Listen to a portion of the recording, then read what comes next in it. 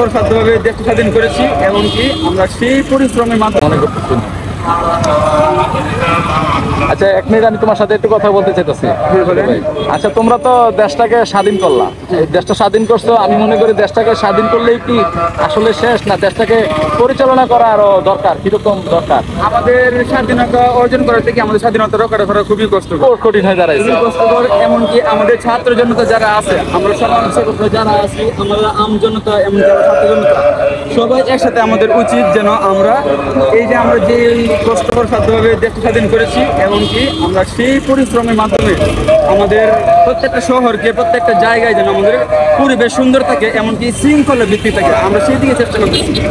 আজকে আমার ডিউটি করার মূল উদ্দেশ্য, এদিকে সেনাবাহিনী আসলে ডিউটি করতেছে, আমার আসলে এখানে আজকে ব্লগটা বানানোর মূল উদ্দেশ্য হচ্ছে যে এই যে ইয়াং জেনারেশন এই যে স্বাধীন করছে খুব ভালো, যেটা অন্যান্যরা পারে না, এবং ছাত্ররা আবারও প্রমাণ করলো যে দেশটা আসলে তারা চাইলে অনেক কিছু করতে পারে।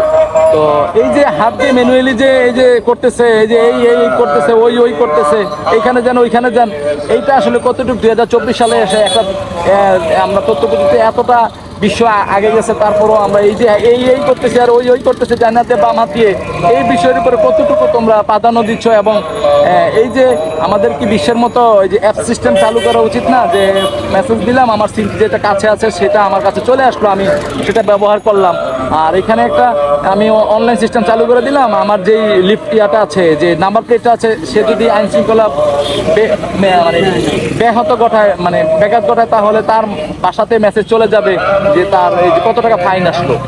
এই জিনিসটা করলে তোমার কিরকম মনে হয়, এই অ্যাপ চালু করলে কিরকম মনে হয়? মানে এটা আমার ধারণা আছে, আমি আমার ব্যক্তিগতভাবে, এমনকি আমাদের পরিবেশের এই রোদে দাঁড়িয়ে তোমরা ডিউটি করতেছো, কতটা কষ্টকর। হ্যাঁ, আমাদের দেশের প্রত্যেকটা মানুষের সুবিধার জন্য অনেক সময় দেখা গেছে যে রুগীরা যায়, রুগীদের অ্যাম্বুলেন্স তো অনেকে আটকে যায়, জ্যামের মধ্যে ট্রাফিকভাবে আটকে যায়, এমনকি সেই জায়গায় আমরা যে চাই এরকম আমাদের স্মার্ট বাংলাদেশ গড়ে দেওয়ার জন্য এমন একটা অ্যাপ যদি থাকা যায়, আমাদের লিফলেটের মাধ্যমে অথবা সিগন্যাল ভিত্তিক যাওয়া যাবে, তাহলে আমাদের দেখা গেছে যে জাম যে জিনিসটা, ট্রাফিক যে বিষয়টা, সেটা আর হবে না। আমরা শান্তিপূর্ণভাবে সুন্দরভাবে শৃঙ্খলার মাধ্যমে আমরা রাস্তা পারাপার হতে পারবো। এমনকি আমাদের যে বৃদ্ধ যে মানুষগুলো আছে, তারা মনে করেন সুন্দরভাবে রাস্তা পারাপার হতে পারবে। আমরা এটা এই যে দেখেন সবজির জন্য কিন্তু তার স্থান দেওয়া আছে, কিন্তু এই যে বন্দরের দিকে সে কিন্তু দিকে যাইতে রাজি না, সে হাইটে বেচবে। এখানে কোথাও কিন্তু সবজি বিক্রেতা এরকম ভাবে নাই, কিন্তু সে এরকম হাইটে বেচবে। এই যে কথা শুনে না, দেশকে আপনারা যতটুকুই শ্রম দেন তারা কিন্তু শুনতে রাজি না, তারা আপনার কথা মানতে রাজি না। আমি মনে করি এই যে অ্যাপসগুলো যদি দেওয়া হয়, যদি ফাইনগুলো এইভাবে আপনাদের বাড়িতে যায়, মানুষের জনগণের বাড়িতে যায়, তখন কিন্তু জনগণ যখন স্ট্রিম রোডের ভিতরে পড়বে, অটোমেটিকলি কিন্তু সে সচেতন হতে বাধ্য হবে। হ্যাঁ, অবশ্যই আমরা সেটা মনে করি। আমাদের মাননীয় যে সরকার প্রধান এখন আছেন, তত্ত্বাবধায়ক সরকার ডক্টর ইউনূস, ওনার কাছে আমাদের ছাত্র জনতার, আমাদের জনগণের সুবিধার লক্ষ্যার্থে আমরা সেটা চেষ্টা করবো যেন সব সুনির্দিষ্টভাবে একদম শৃঙ্খলার ভিত্তিক যেন সবগুলো রুলস আমরা অ্যাটেন্ড করতে পারি।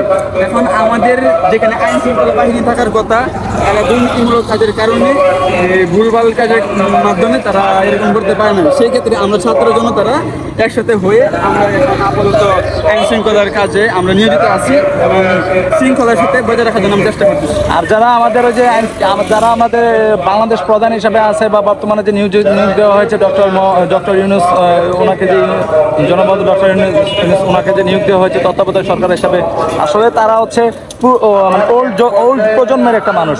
আমরা মনে করি তোমরা যেহেতু দেশটাকে স্বাধীন করেছো, এইভাবে চিন্তা চেতনার মধ্য দিয়ে তোমাদের কাছ থেকে আমরা এতটুকু আশা করবো, পরবর্তীতে কি করা যায়, দেশটাকে কতটুকু স্মার্ট করা যায়, এই পরামর্শগুলো তোমরা দিয়ে তাদেরকে সহযোগিতা করবে, এবং একটা অ্যাপস আমি আশা করি চালু করবো সারা বাংলাদেশের মধ্যে, যেন জনগণ আরও সহজে ভেহিকেলগুলোকে পায়।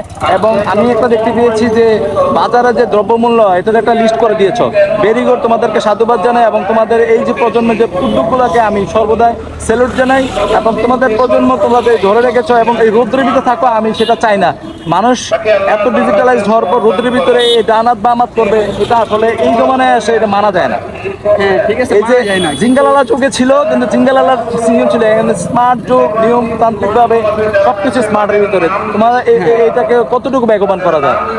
এটা কেমন করা যায়, কারণ আমাদের যে বর্তমান সময় ছিল, বর্তমান সময়ের আগে যে প্রেক্ষাপটে ছিল, যে নিয়ম ছিল, সেটা দেখা গেছে আমাদের একটু আওতার বাইরে চলে গেছে, যার কারণে আমরা ছাত্র সমাজ একসাথে হয়েছি। বাট এখন আমাদের পরিস্থিতি এরকম হয়ে দাঁড়াইছে আইন শৃঙ্খলা বাহিনীর অপরিবর্তিতে আমরা এখন হাতের মাধ্যমে সবাইকে প্রসেস করা ঠিক করার জন্য আমরা সেটা বলতেছি, সবাইকে এগিয়ে যাওয়ার জন্য বলতেছি। আমরা দিক নির্দেশনা ঠিক তবে এটা দীর্ঘদিন থাকবে না, এটা তোমরা চেঞ্জ করবা, এটা আমরা আশা রাখি তোমাদের কাছে। হ্যাঁ, ইনশাআল্লাহ আমরা সরকারের মাধ্যমে আমাদের সরকারের কাছে একটা দাবি যেন আমাদের স্মার্ট বাংলাদেশ তৈরির উদ্দেশ্যে যথেষ্ট প্রত্যেকটা জায়গায় যেন আমরা সঠিক নিয়ম চালু করতে পারি।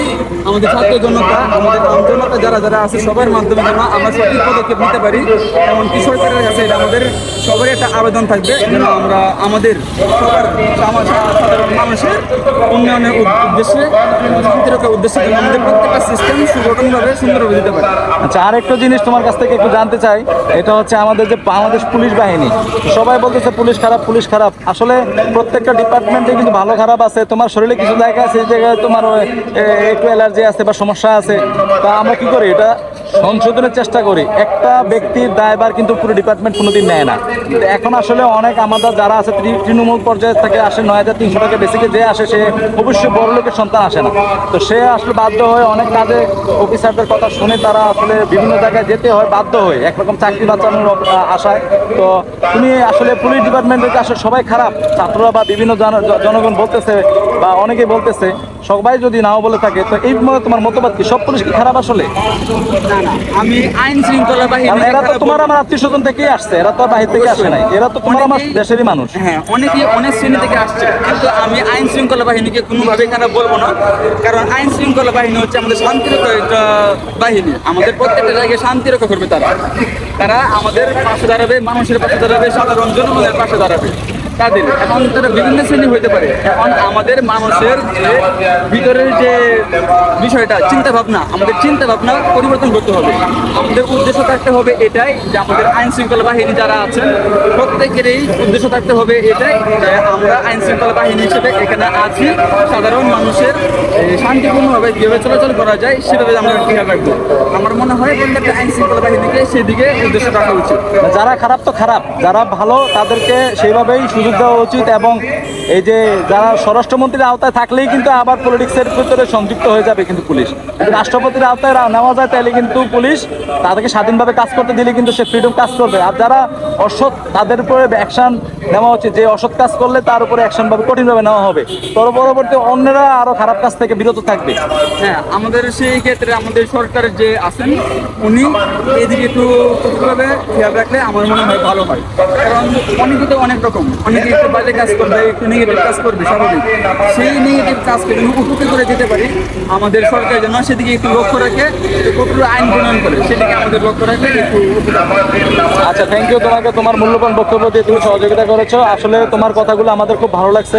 তো আমরা আসলে ছাত্রদেরকে দোষ দিচ্ছি না, ছাত্রদের বিভিন্ন জায়গায় আমি মন্তব্য নিয়েছি বা তাদের মতামত নিয়েছি। ওকে, ঠিক আছে, ভালো থাকো, তোমাদেরকে স্যালুট জানাই তোমাদের এই কার্যক্রমের জন্য।